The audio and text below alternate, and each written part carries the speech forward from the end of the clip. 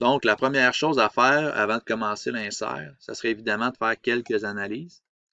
Donc ici, je vais aller voir l'analyse de la dépouille.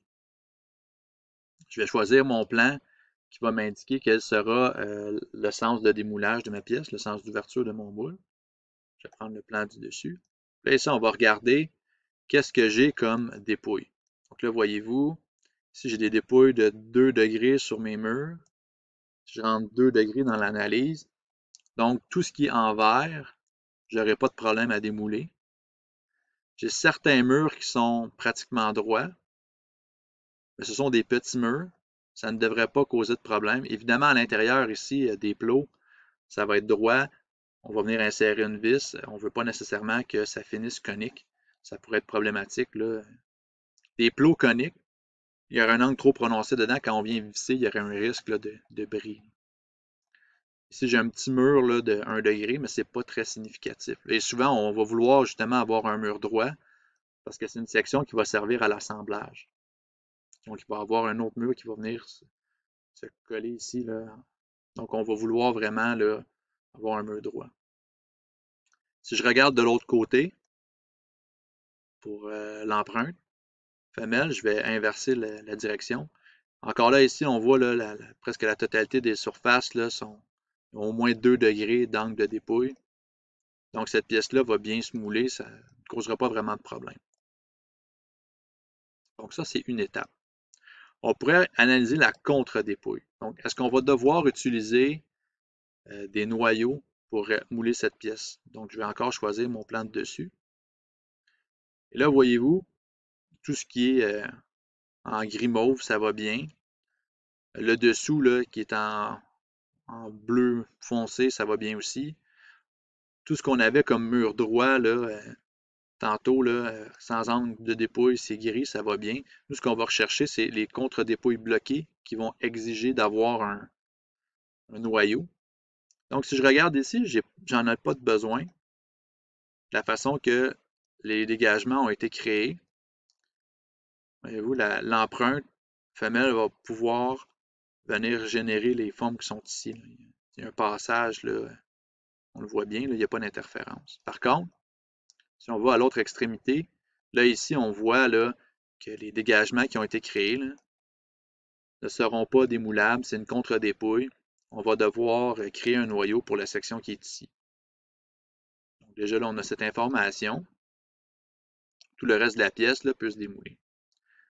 Maintenant, si on regarde au niveau de l'épaisseur, analyse de la dépouille, pas de la dépouille, analyse de l'épaisseur, pardon, je vais mettre 4 mm. On va faire le calcul. On va voir s'il y a des surplus de matière dans la pièce qui pourrait causer problème plus tard là, lors du moulage. Donc là, voyez-vous, si on regarde là, en rouge, c'est plus que 3,6 mm. Mais on voit que c'est un mur. Donc ici, le logiciel considère peut-être que c'est un attribut, une composante épaisse, mais en réalité, c'est un mur. On voit que les plots, c'est un peu la même chose. Là. Les plots, on voit un petit peu là, de rouge. Mais c'est nécessaire là, pour la fonctionnalité. En réalité, le mur ici est plus mince que... Le logiciel perçoit un mur, une hauteur de 22, mais en réalité, là, c'est un mur qui a une largeur de 1,6. Ça aussi, c'est adéquat. Évidemment, les deux composants ici qui sont plus épais un peu, mais là, vous regardez, on est à 3,5 mm d'épais. Le logiciel voit vraiment plus le facteur qui est ici comme un problème. On va essayer juste de traiter les coins comme épaisseur nulle, puis on va regarder qu'est-ce que ça donne comme résultat. On va voir si ça influence qu'est-ce que le logiciel perçoit.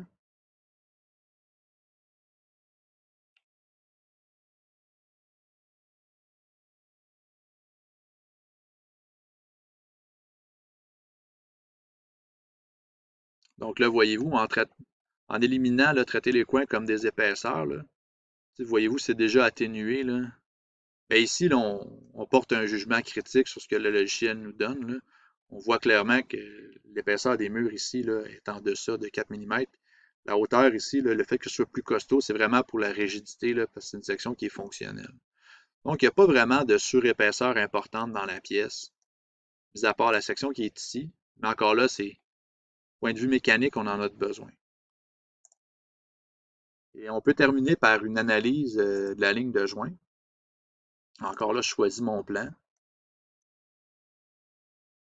Là, voyez-vous, là, je n'obtiens pas nécessairement un résultat là, pertinent. Je pourrais faire varier mon triel. Là, on voit que le logiciel a un petit peu de difficulté à déterminer à quel endroit on pourrait mettre le plan de joint. Donc là, on va devoir faire un travail plus manuel. Là, on voit que l'analyse automatique ne sort pas nécessairement un résultat concluant. Là, voyez-vous, là, ici, on met un plan de joint là, à un endroit qui fait peu de sens. Donc, le logiciel a de la difficulté avec la géométrie qui est peut-être un petit peu trop complexe pour lui. On va analyser ça un petit peu plus loin en faisant notre plan de joint, là, puis notre ligne de joint plus tard. Là, on voit clairement que le logiciel ne sort pas un endroit précis. Donc, on va maintenant poursuivre avec la ligne de joint, plan de joint et les inserts.